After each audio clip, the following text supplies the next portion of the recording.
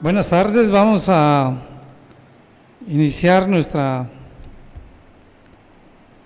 actividad. Vamos a iniciar esa semana que es conocida como la Semana Misionera. Ahora lo tenemos que hacer como hemos estado practicando nuestros cultos, nuestros devocionales, como familias también en esta semana vamos a aperturar esa Semana Misionera allá en el hogar, pues también con el mensaje que toda la familia, ¿verdad?, puedan creer, puedan confiar en ese Mesías, en ese Salvador, que precisamente vino con ese propósito de darnos salvación.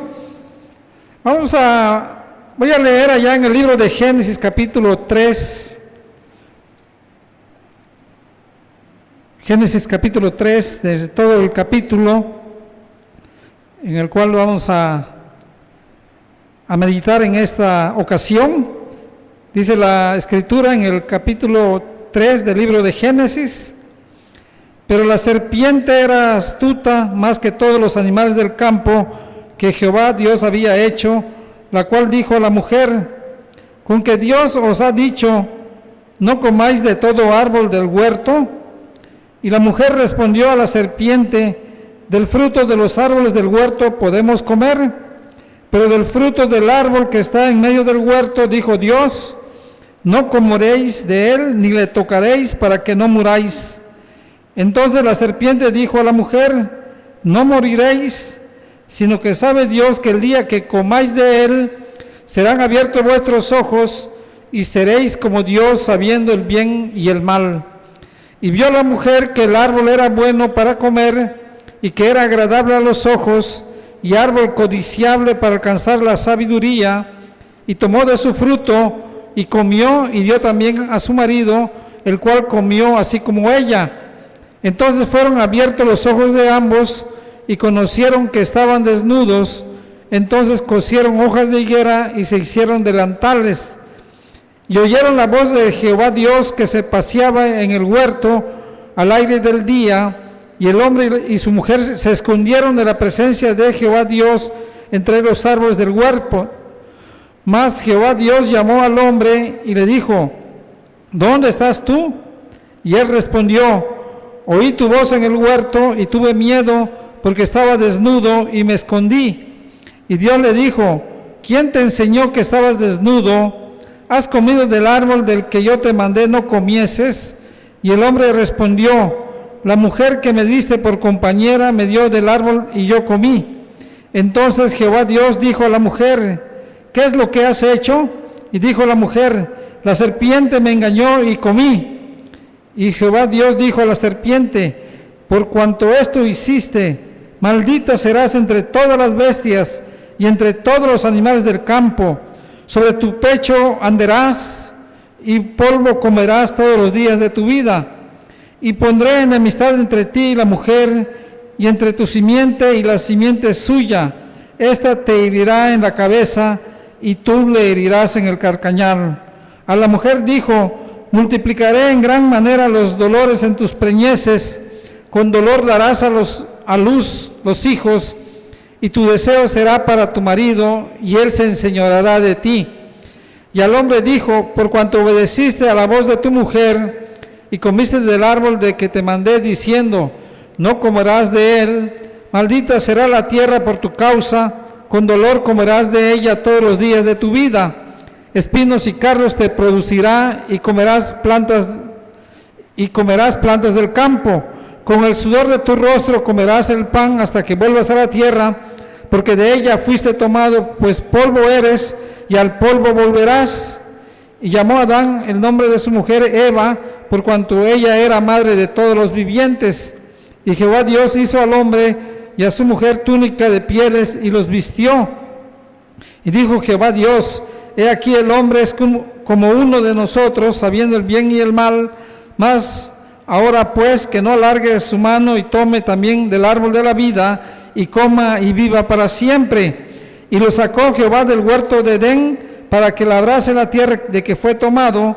Echó pues fuera al hombre, y puso al oriente del huerto de Edén querubines, y una espada encendida que se revolvía por todos lados para guardar el camino del árbol de la vida. Amén. Oremos. Padre, danos entendimiento de tu palabra.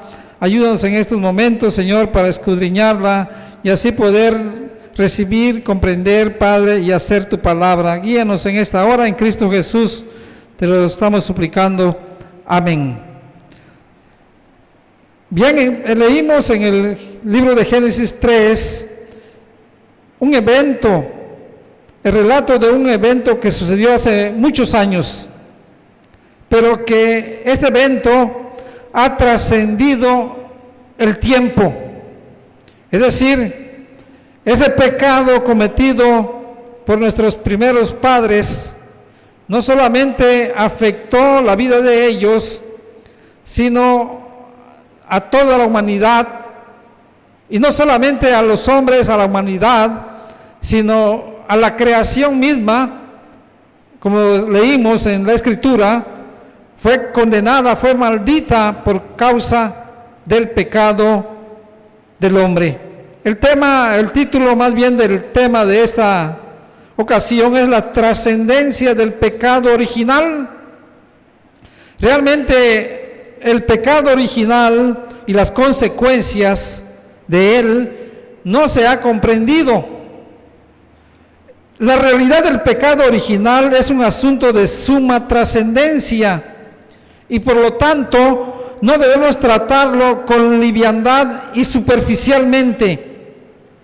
Es algo cuyos efectos han trascendido el tiempo y el espacio, pero que también afectará a muchos por toda la eternidad futura. Por eso estamos hablando de la trascendencia del pecado original. Entonces, vamos a estudiar este tema, primero entendiendo qué es el pecado original. El pecado original es lo que hemos leído en este capítulo 3.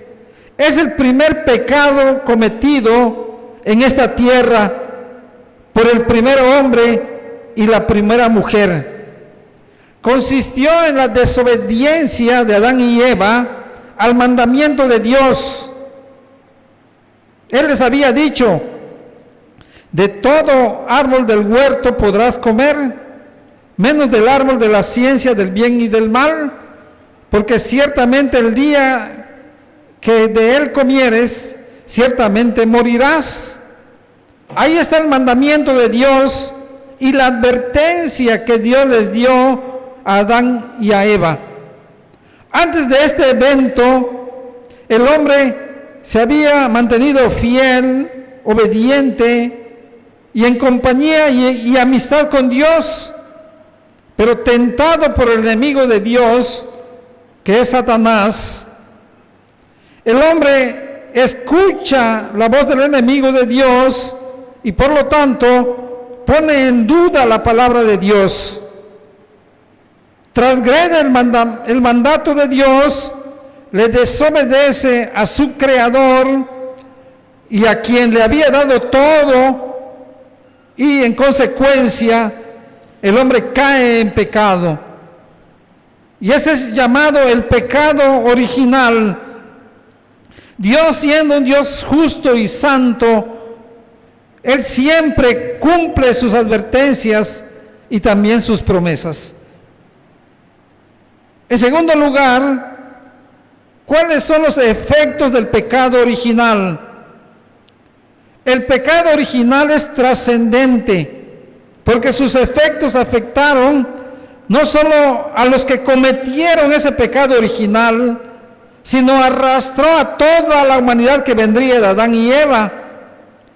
No porque Dios sea injusto al castigar a gente que no había nacido siquiera, sino porque Adán, como padres de toda la humanidad, eran cabeza y representante de toda la humanidad, y que lo que hiciera en ese momento con el mandato de Dios afectaría a toda su posteridad, para bien o para mal. Por eso ese primer pecado de Adán no solo afectó a ellos, a Adán y a Eva, sino a toda la creación. Vemos cómo Dios maldice a la serpiente que fue usada por Satanás para tentarlos, pero también, como dice el pasaje que leímos, esto trajo maldición a toda la tierra que Dios había creado. Esas son las consecuencias de ese primer pecado, llamado el pecado original. El efecto más grave y general del pecado original es la muerte. Dios se lo había advertido a Adán: el día que comieras de ese fruto prohibido, ciertamente morirás, le había dicho. Él, como Dios justo, lo cumplió. Adán y Eva no cayeron inmediatamente cuando desobedecieron a Dios. Eso estaría latente, llegaría su tiempo, pero sí murieron espiritualmente. Esto significa distanciamiento, alejamiento, enemistad del hombre con Dios. Así el hombre fue sacado del huerto del Edén, donde había gozado de la compañía y amistad con Dios. Esta es la condición en la que viene todo hombre a esta tierra, ya manchado por el pecado original. Dios ve a todos los que hemos venido a este mundo como muertos, como dice Pablo en el libro de Efesios, muertos en sus delitos y pecados, como enemigos de Dios, sin esperanza, sin Dios, como dice allá el apóstol Pablo en el capítulo 2. Pero también el apóstol Pablo, describiendo la situación del hombre que viene a este mundo, dice: así como el pecado entró al mundo por un hombre, la muerte entró a todos los hombres, porque la paga del pecado es muerte. Esa es la condición del hombre, la condición muerte espiritual del hombre, alejado de Dios. Pero eso no es todo lo grave de la muerte. No lo es todo. Sabemos que la Biblia nos enseña que hay una muerte eterna, y esta muerte eterna significa separación y distanciamiento de Dios para siempre, por toda la eternidad, para aquellos cuya condición y relación con Dios permaneció tal como vinieron a este mundo. Esos son los graves efectos del pecado original sobre el hombre, sobre la serpiente, sobre toda la creación. ¿Cómo es que ese pecado es transmitido a los hombres? Porque el pecado original lo cometió Adán y Eva. El pecado original se transmite de los padres a los hijos por la generación. Es decir, desde que el hombre es concebido, le es transmitido la mancha del pecado original. Como dijo el rey David: en pecado me concibió mi madre. Eso no significa que el acto sexual en el cual es concebido todo nuevo ser sea pecaminoso. El acto sexual es un don de Dios cuando está regulado en el marco del matrimonio y en la forma que Dios lo instituyó. Dijo el apóstol Pablo: honroso sea en todos el matrimonio y el hecho sin mancilla, pero a los adúlteros y fornicarios los juzgará Dios. De esta manera se transmite el pecado de generación en generación. El cuarto punto que queremos tratar es la relación del pecado original con los pecados presentes de los hombres. Dos consecuencias muy graves también vinieron a la vida de toda la humanidad por el pecado original: culpa y contaminación.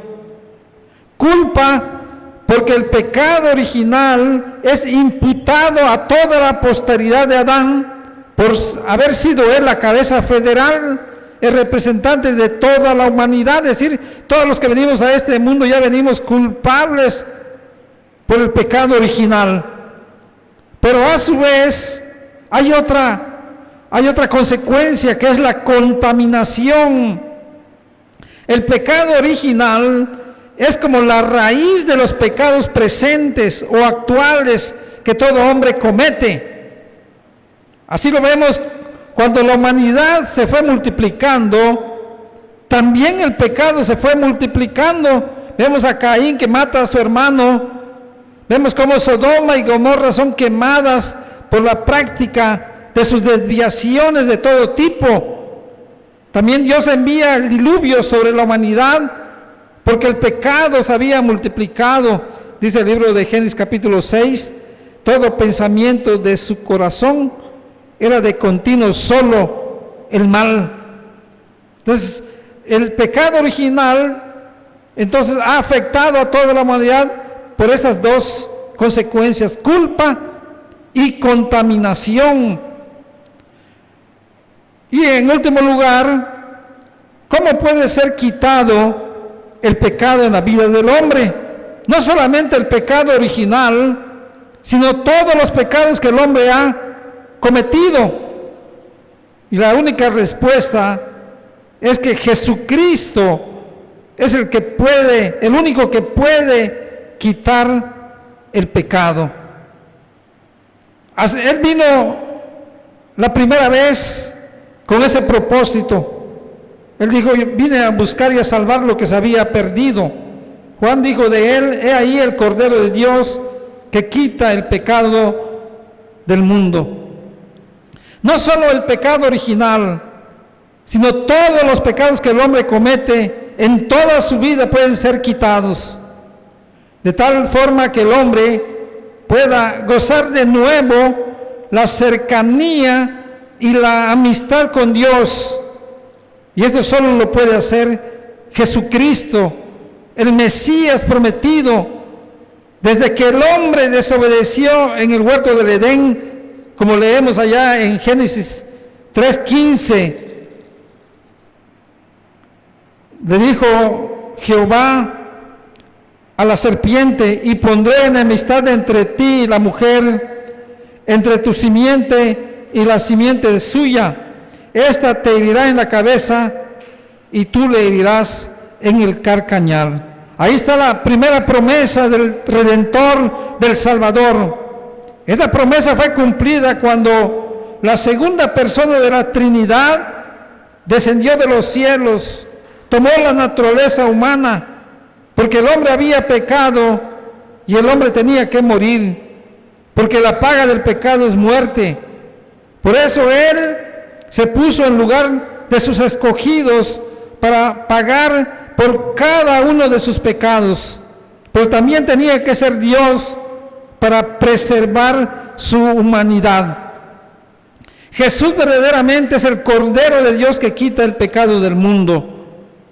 Él realizó el sacrificio único, perfecto y eterno que demandaba el Padre como paga por los pecados cometidos por los hombres. Por eso Él expresó, estando colgado de la cruz del Calvario: consumado es. Ya la obra de salvación Cristo la realizó. El hombre no puede absolutamente hacer nada por su propia salvación. Es una obra exclusiva de Dios. ¿Cómo podemos ser entonces bendecidos por la obra de sacrificio que Jesús realizó? Solamente creyendo, solamente por fe. Dice Pablo: por gracia sois salvos por medio de la fe, y esto no es de vosotros, sino es un don de Dios. También dice: justificados por la fe, tenéis paz por medio de nuestro Señor Jesucristo. porque no me avergüenzo del Evangelio, porque es poder de Dios para salvación para todo aquel que creyere. Esa es la voluntad de Dios, que creáis en el Hijo que fue enviado por el Padre. Ese es el mensaje que cada uno de los hijos de Dios tenemos que transmitir. Estamos viendo que todos los que hemos venido a este mundo, venimos manchados por el pecado, y en consecuencia, todos los que han venido a este mundo necesitamos de Cristo como Salvador. Comuniquemos, prediquemos, enseñemos que Cristo ha hecho la obra de salvación. Lamentablemente, en la historia de la humanidad, muchos en el pasado, pero también en el presente, viven todavía enemistados con Dios. Siguen escuchando la voz del enemigo, dudan de la verdad, dudan de la palabra de Dios. Por eso Pablo le decía a la iglesia primitiva: escudriñar los espíritus si son de Dios, porque muchos falsos maestros se han levantado en el mundo. Tristemente, muchos se siguen burlando del mensaje del Evangelio, como lo hicieron en el tiempo antiguo, en los tiempos de Noé, cuando Dios le ordenó construir el arca, en el cual se salvarían los que creyeren en el anuncio y entraran en el arca. Cristo es esa arca, pero cuando Él vino también, muchos se burlaron de Él, y eso es lo que, como dice la Escritura, eso es lo que trae condenación, porque vino la luz a este mundo y los hombres despreciaron esa luz, rechazaron esa luz. Esperemos que nosotros, como hijos del Señor, podamos comunicar este mensaje, y así Dios obre en esas mentes, en esos corazones, y también los que escuchen puedan creer en el Salvador y tengan vida. Dios les dé vida eterna como Él lo ha prometido. Que el Señor los bendiga y bendiga su santa palabra. Amén.